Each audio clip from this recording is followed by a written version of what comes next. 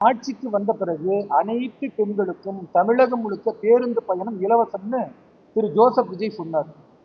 இன்றைக்கு அது நடவடிக்கையில் இருக்கான்னு கிடையாது. பெண்கள் எல்லாம் கோபத்தோடு நம்பிக்கை துரோகத்தை விஜய் செய்து விட்டார் என்ற வருத்தத்தோடும் இருக்கிறார்கள்.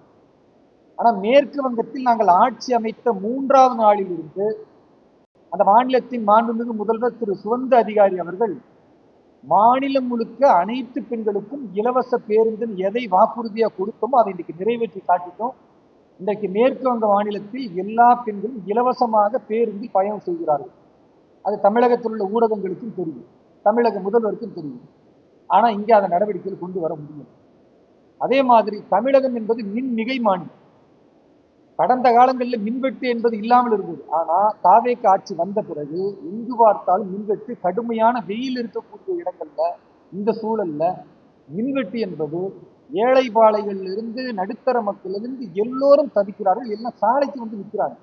இப்போ இந்த மின்வெட்டு கொடுமையை இன்றைக்கு வரை சரி செய்ய முடியாமல் மின்துறை அமைச்சர் நிர்மல் குமாரா இருக்கட்டும் அல்லது முதல்வராக இருக்கிற திரு ஜோசப் விஜய் அவர்களா இருக்கட்டும் கண்டுகொள்ளாமல் வெறும் ரீல்ஸ் அரசியலை செய்கிறார்கள். ரீல்ஸ் அரசை நடத்துறாங்களே தவிர ரியாலிட்டி என்ன மக்களுக்கு என்ன வேதனை பிரச்சனை இருக்கு என்பதை கண்டுகொள்ளலை.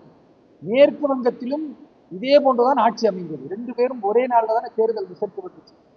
இன்றைக்கு மேற்கு வங்கத்தில் பாருங்க, அது மின் மிகை மாநிலம் கிடையாது. கடந்த மம்தாவுடைய ஆட்சியில மின் தட்டுப்பாடு உள்ள மாநிலமா இருந்துச்சு. ஆனால் ஆட்சி அமைத்த இந்த 1 மாத காலத்திற்குள் மின் தட்டுப்பாடு இல்லாமல் எல்லா அலுவலகங்களிலும் எல்லா வீடுகளிலும் 24 மணி நேரமும் தேவையான மின்சாரத்தை பாரதிய ஜனதா கட்சி அரசு மேற்கு வங்கத்தில் இன்றைக்கு நடைமுறைப்படுத்தி காட்டியிருக்கு.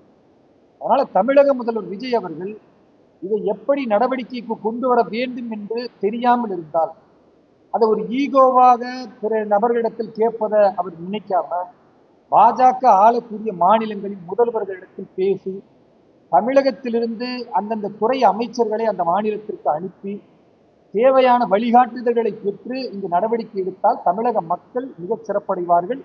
அப்படி இல்லாம தான் தோன்றித்தனமாக தனக்கு எல்லாம் தெரியும் என்கிற சினிமா டைலாக்கை இங்கு பேசினால் இவர் சொன்ன வாக்குறுதியில் எப்படி தோற்று போனாரோ அப்படி இவருடைய ஆட்சியும் தோற்று போகும். மக்கள் கொதிப்புக்குள்ளாவார்கள்.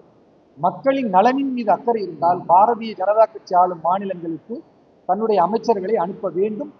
இது கடந்த காலத்தில் நடந்திருக்கு.